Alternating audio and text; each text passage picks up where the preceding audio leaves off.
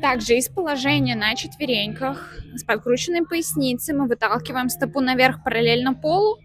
И из положения параллельно полу, без виляния тазом, без работы активной поясницы, мы за счет ягодичной толкаем бедро в сторону и возвращаем назад, удерживая параллельно полу. То есть положение не теряется. Положение параллельно полу, ягодичное в напряжении. Выдох, в сторону.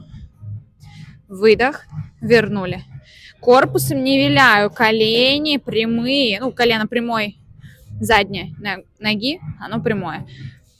Локти не сгибаю. После выполнения энного количества повторений выталкиваю пятку наверх и толкаю пятку в потолок. Выдох, выдох, выдох, выдох, выдох, выдох. Вниз, обратим внимание, мы не опускаем колено, держим его ровно.